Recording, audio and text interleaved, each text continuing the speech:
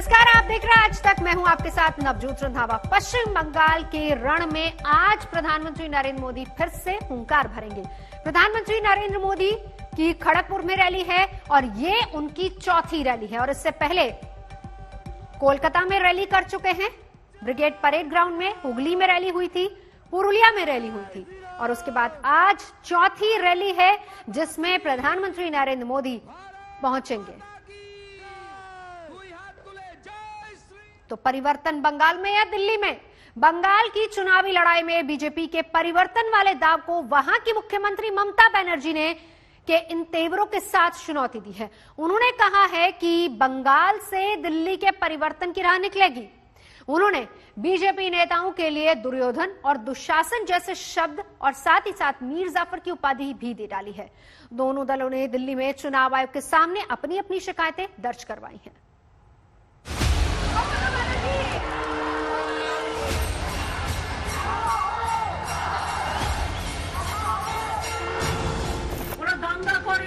লুট দাঙ্গা মানুষ খুন বিজেপির তিনটে গুণ, তাই খেলা হবে, মা বোনেরা খেলা হবে।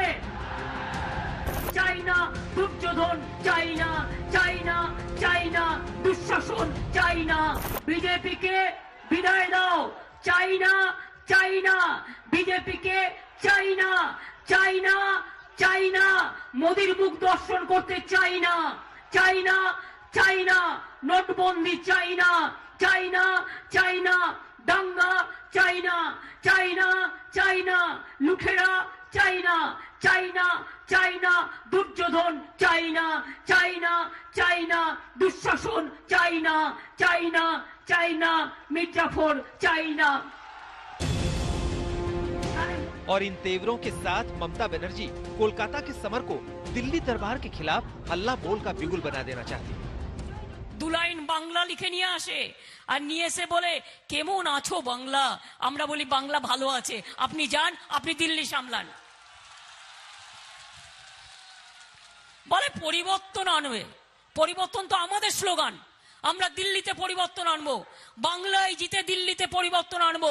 পরিবর্তন 2011 আমার স্লোগান। আমার স্লোগান তুমি চুরি করবে কেন? ममता को पता है कि उनकी लड़ाई प्रधानमंत्री मोदी के अलावा किसी से नहीं, लेकिन जंग बीजेपी की ओर से भी बराबर की लड़ी जा रही है। प्रधानमंत्री मोदी ने पुरुलिया में रैली गुरुवार को की थी, लेकिन पुरुलिया दौरे की तस्वीरें मोदी शुक्रवार को भी ट्विटर पर डालते रहे। ये बताते रहे, दावा करते रहे कि पूरा बंगाल बीजेपी के साथ बढ़ रहा है।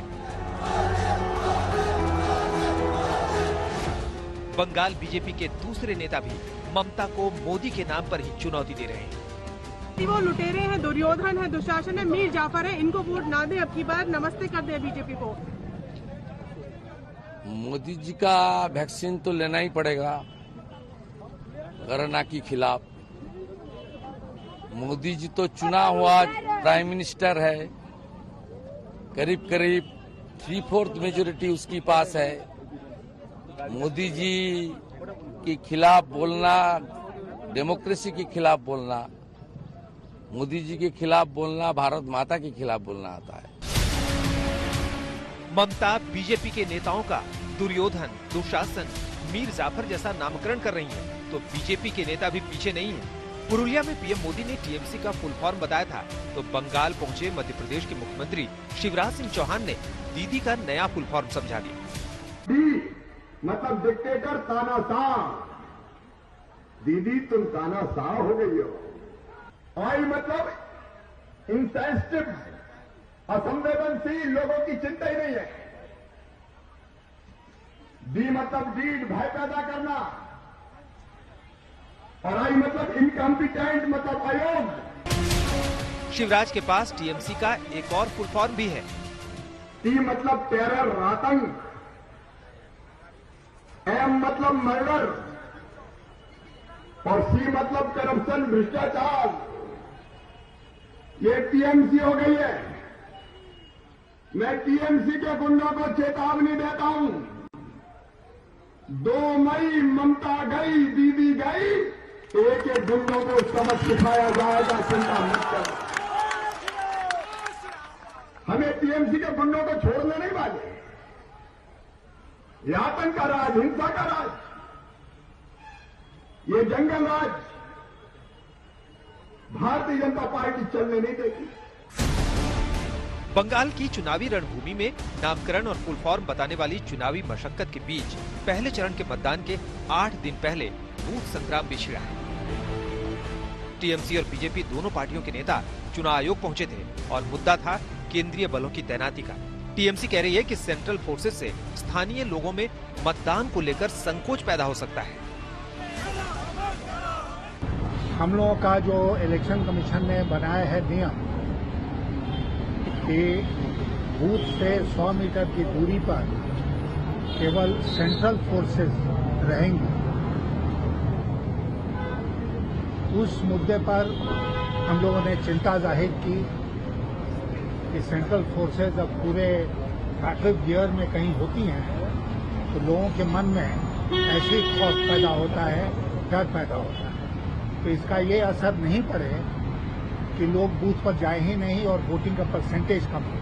They have asked us if we have any more issues to approach them again, and they will speak to the Minister of Home Affairs regarding the central forces, and they've assured us that they'll do something about it. TMC की मांग के ठीक उलट BJP तो हर booth की निगरानी central forces के हवाले करवाना चाहती है। हमने चुनाव आयोग से कहा है कि ममता बनर्जी जी को नोटिस दिया जाए और उनसे क्लैरिफिकेशन मांगा जाए कि जो वो अनवेरिफाइड सोर्सेज पे जो लगातार झूठ बोल रही हैं उनको मॉडल कोड ऑफ कंडक्ट के नाते नोटिस दिया जाए, और कमीशन ने हमारी बात का संज्ञान लिया। भारतीय जनता पार्टी और तृणमूल कांग्रेस के बीच एक नए मोर्चे पर जंग छिड़ चुकी है। एक तरफ तृणमूल कांग्रेस है जो केंद्रीय सुरक्षा बलों के बड़े नंबर को लेकर परेशान है। उनका कहना है कि जितनी बड़ी तादाद में ये केंद्रीय सुरक्षा बल पश्चिम बंगाल में तैनात हैं, उस नंबर को घटाना चाहिए। तो दूसरी तरफ है भारतीय जनता पार्टी जो इस समय ये कह रही है कि ये सुरक्षा बलों को पोलिंग बूथ के अंदर जाने की अनुमति मिल जानी चाहिए। इन्हीं सब मुद्दों को मद्देनजर रखते हुए चुनाव आयोग ने ये निर्णय लिया है कि अगले हफ्ते चुनाव आयोग खुद पश्चिम बंगाल जाएगा और किस तरीके की तैयारियां चुनाव के लिए चल रही हैं, इसका मुआयना अब इलेक्शन कमीशन खुद करेगा। सेंट्रल फोर्सेस की तैनाती पर मची सियासी लड़ाई के बीच चुनाव आयोग ने टीएमसी के उन आरोपों को नकारा है कि बूथों के 100 मीटर के दायरे में राज्य पुलिस की तैनाती को रोका गया है। आयोग के मुताबिक सिर्फ सिविक डिफेंस और ग्रीन पुलिस चुनाव ड्यूटी से दूर रहेंगे। दिल्ली से ऐश्वर्या पालीवाल के साथ सूर्याग्नि रॉय, कोलकाता, आज तक। तो बंगाल में बीजेपी ममता दीदी की चैलेंजर है और इसीलिए वो ममता के हर दाव को काटने में लगी है। यहां तक कि बड़े पैमाने पर टीएमसी के नेताओं को भी बीजेपी में शामिल कर लिया गया है। लेकिन बीजेपी की ये रणनीति टिकट बंटवारे में मुसीबत बन के सामने आ खड़ी हुई।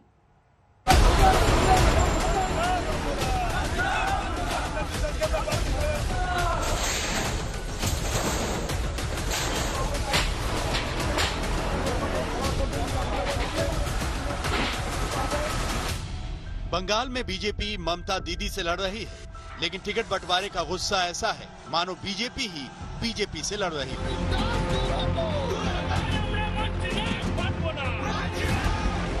मालदा, उत्तर 24 परगना में दमदम, जलपाईगुड़ी, आसनसोल वो जगह हैं जहां बीजेपी के कार्यकर्ता पार्टी की लिस्ट के खिलाफ सड़कों पर आ गए।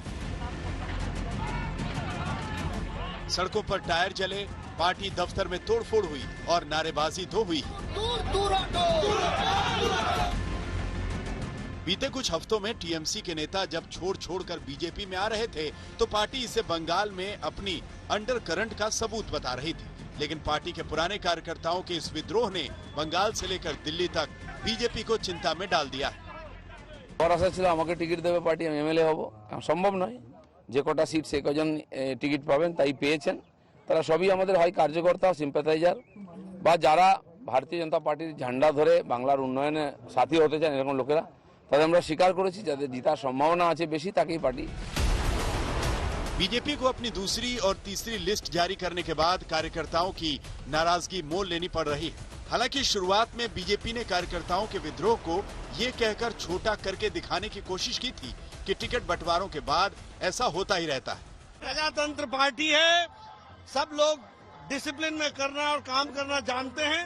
सब मिलकर के ममता जी को चुनाव में शिकस्त देंगे और भारतीय जनता पार्टी को जीत दिलाएंगे। इस बीच पार्टी कार्यकर्ताओं की नाराजगी में बीजेपी कॉन्स्पिरेसी थ्योरी भी देखने लगी है। ये दावा किया जा रहा है कि कोलकाता में बीजेपी दफ्तर के सामने हंगामे में कार्यकर्ता शामिल नहीं थे।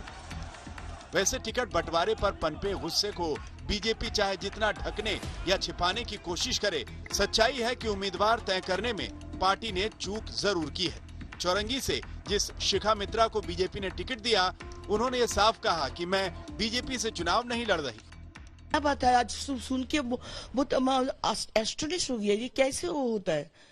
बीजेपी वाला क्या समझता है मेरे को, तो भी आज क्यों एक बात आता है, हम समझते नहीं कि बीजेपी का कोई कैंडिडेट नहीं है, बस यही तो लगता है मेरे को।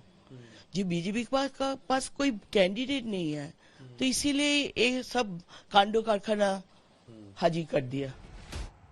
लेकिन सूत्रों के हवाले से जो खबर मिल पा रही वो ये है कि उससे यही लगता है कि बीजेपी के मैनिफेस्टो में कई लोक लुभावन वायदे हो सकते हैं। क्या कुछ हो सकता है, इस रिपोर्ट में देखिए।